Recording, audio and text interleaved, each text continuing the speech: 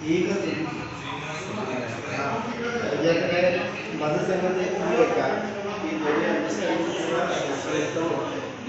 Understanding व्हायला पाहिजे नाही आणि काही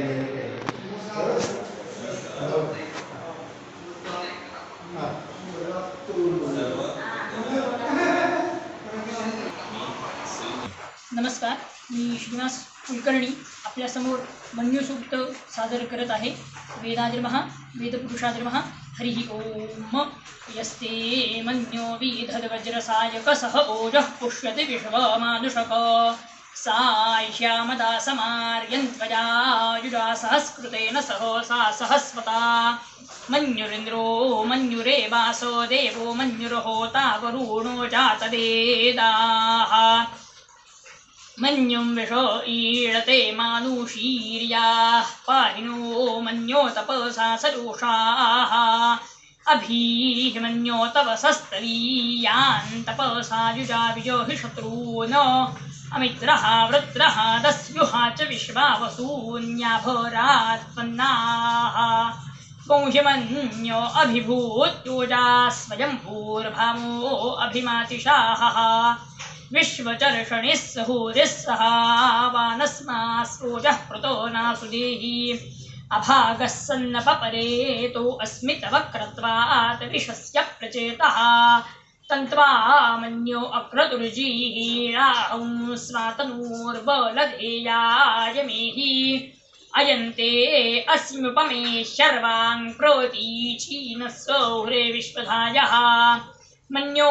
वज्रिन्दभिमामावो वृत्स्वहनावदस्युं ऋतवोऽध्यापेः अभिप्रेहि दक्षिणतो भवामेधा वृत्राणि जङ्घनावभूरि जुहोमि ते धरुणं मध्वो अग्रमुभा उपांशु प्रथमापि बावा त्वया मन्यो सरथ मारुचन्तो हर्षो माणासो दृशितामर्त्वः तिग्मेष व आयुधा संशिशाना अभिप्रयन्तु नरो अग्निरूपाः अग्निरीव मन्योत्विषितः सहस्वसेनानीर्दः हुरे हूत एधि हत्वा यशत्रून् विभोजस्व वेद ओजो मिमानो विवृधो नुदस्व सहस्वमन्यो अभिमातिमस्मे रुचन् वृणन् प्रमृणन् प्रेहि शत्रून् उग्रन्ते पाजो नन्द्वारूर्ध्वे वशीवषन्वयस एकचत्वम् एको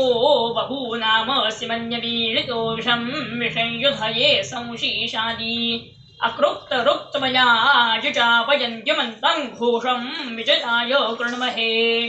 विजेषकृदिन्द्र इवानवप्रभो ओस्माकं मन्यो अधिपा भवेह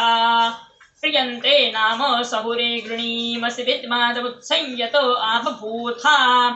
आभूत्या सहजा वज्रसायकसहो बिभर्षि विभूत उत्तरम्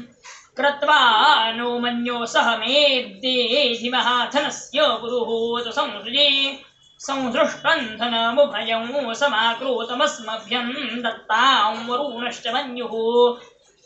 भियन्दधानाहृदो येषु शत्रवः पराजितासो अपनिलयन्ताम्. हरिः ओम. श्रीकृष्णार्पणमस्तु.